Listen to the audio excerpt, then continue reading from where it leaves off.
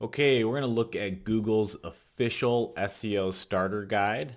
This is a nice document for anybody to review when optimizing their site, particularly if you're a beginner, because this is a pretty basic starter guide, but there's a lot of good information in here. So we'll just walk through this and look at the best practices of each section that they give us. So it starts out, the first section in this Google's official SEO starter guide is create unique, accurate page titles.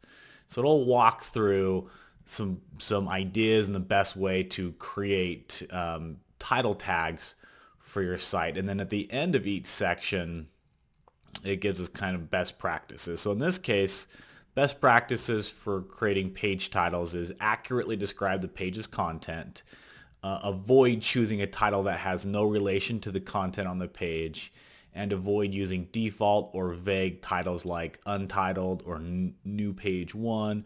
Oftentimes the word home is also a big time default for a lot of CMSs.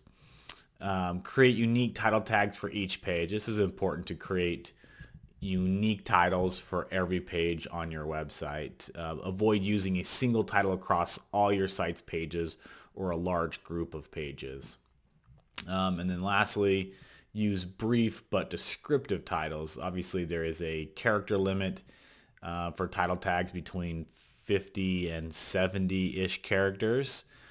So avoid using extremely lengthy titles that are unhelpful to users, and avoid stuffing unneeded keywords in your title tags. We have a good blog post on how to write a perfect title tag that you can check out to help you really dive in on the best practices to write really good page titles. The next section that this Google official SEO starter guide goes over is make use of the description meta tag. And it walks through some of the practices there. Best practices for that are accurately summarize the page's content, avoid writing a description meta tag that has no relation to the content on the page, avoid using generic descriptions like this is a web page or a page about baseball cards, and avoid filling the description with only keywords that would look really spammy. And avoid copying and pasting the entire content of the document into the meta description. A good practice is to use unique descriptions for each page. Definitely avoid using single description tags across all your site's pages or large group of pages. Just like your title, you need to write unique descriptions for each page on your site. So the next section on this starter guide is improve the URL structure of your site URLs. Best practices for this are use words in your URLs rather than numbers. Also use dashes instead of underscores. So it says avoid using lengthy URLs with unnecessary parameters and session IDs. Avoid choosing generic page names like page one. And avoid using excessive keywords like baseball cards, baseball cards, baseball cards, baseball cards. So you want to have words in there. You don't want to have too many words in there, but always use dashes instead of underscores. Create a simple directory structure. So avoid using deep nesting of subdirectories. That's multiple directories deep. It's always best to keep it as close to the home page as possible.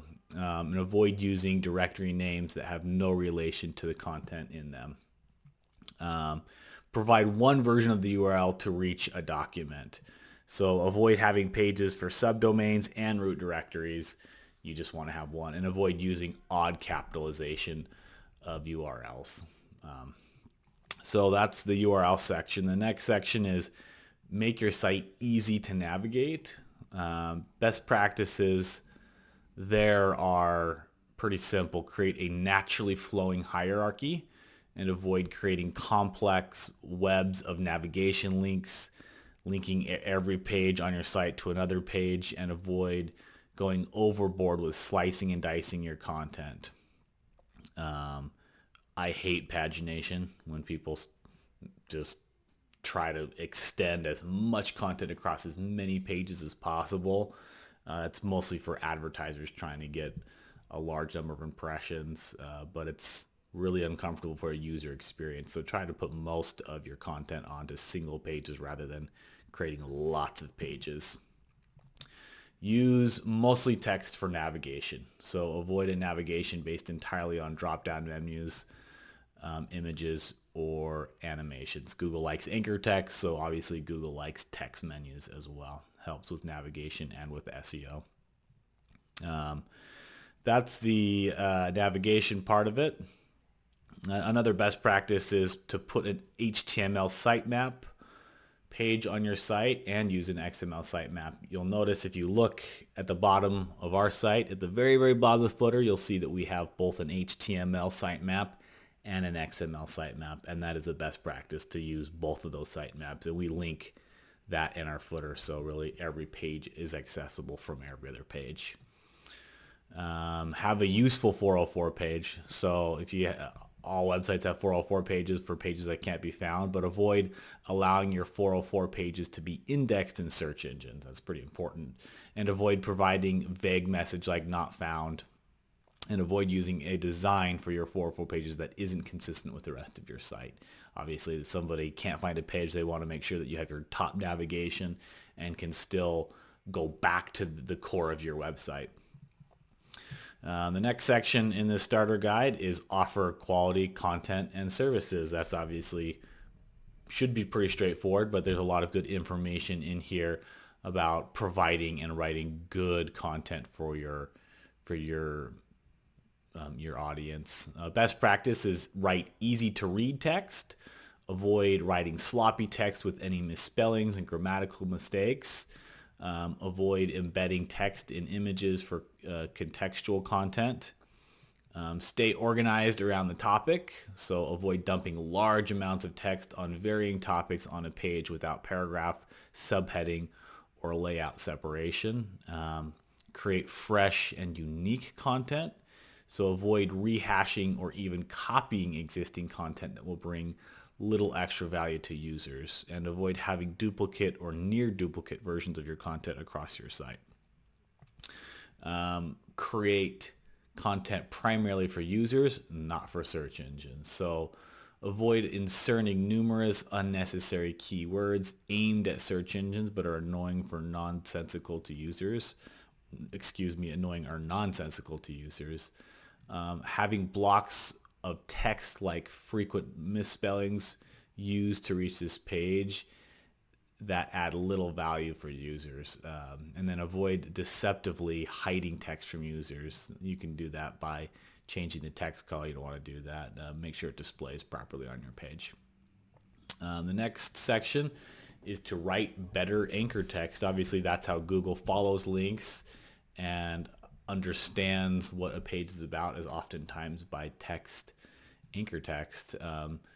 So best practices to write good anchor text is choose descriptive text. Avoid writing generic anchor text like page, article, or click here.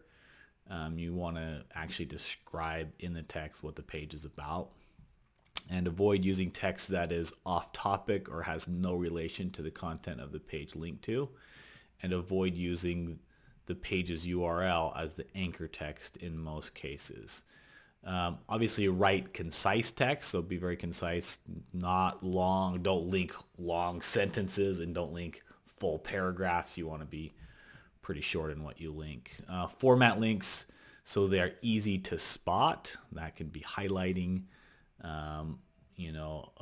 underlining, so it's easy to spot them. Avoid using CSS or styling that makes links just look like regular text. Don't want to do that. Definitely hides it. Think about anchor text for internal links too. Same thing, right? You want to link your internal pages, use anchor text so Google understands what your internal pages are about.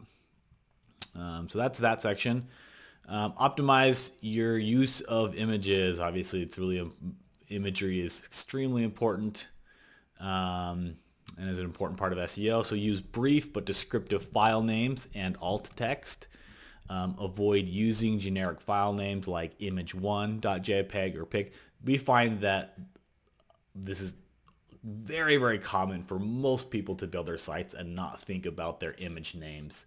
A good SEO will go in and rename images to be descriptive of what the image is about, of what the page is about, what the content is about. So writing descriptive file names is important. And obviously supplying alt text when using images as links is important as well. So we try to put as much alt text on all our images as well. And then supply an image sitemap, and you can add that right into the Google Search Console. Use heading tags appropriate. Headings, H1s, H2s, H3s. H1 is the most important heading tag, so you definitely want to do a good job with writing your heading tags here. Best practices for heading tags is imagine you're writing an outline. Similar to writing an outline for a large paper, but some thought into what the main points and subpoints of the content on the page will be, and decide where to use heading tags appropriately. So avoid placing text in heading tags that wouldn't be helpful in defining the structure of the page, and avoid using heading tags where other tags like EM and strong may be more appropriate. EM and strong basically just makes it bold. It's like bolding text. And avoid erratically moving from one heading tag size to another. You want to keep your page pretty consistent with your heading sizes. Best practice is using headings sparingly across your page. So you don't want to have tons. You should only have one H1, and you definitely do not want to have tons of H2s, H3s, and H4s, but you do need to break up your paragraphs so it's easy to read and smooth to read. Make effective use of the robot.txt. Obviously, you want to use more secure methods for sensitive content. If you have any sensitive content on your site, you can block it using the robot.txt file, and also robot.txt really helps tell what type of spiders can crawl your site. So definitely make use of your robot.txt. Be aware of the rel equals no follow for links. Obviously, if you don't want to send out any juice, you can put in a rel no follow. You can do that. And I think that's pretty much it. I think the last two sections of this Google starter guide are about mobile sites, making sure that Google is aware of your mobile site if it's separate from your regular site. A lot of sites now should be responsive. And so it should be the same site, but if you have a separate mobile site, it's important to let Google know that you have a separate mobile site, and make sure that you submit a mobile site map to Google Search Console. However, hopefully your site is responsive and it's all one site.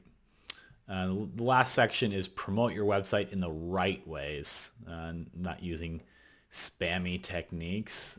So best practices there are know about social sites and reach out to those in your site's related community. If you're trying to get backlinks, reaching out to similar sites and asking to write an article or help out there can help get links back to your site. So that's Google's official SEO starter guide. It's about 31 pages long, but some really good information on the very, very basics of SEO. So check it out. I'll leave a link here for you, and I would check it out and download it. It is a PDF, so it can be downloaded. And that's it. Thanks.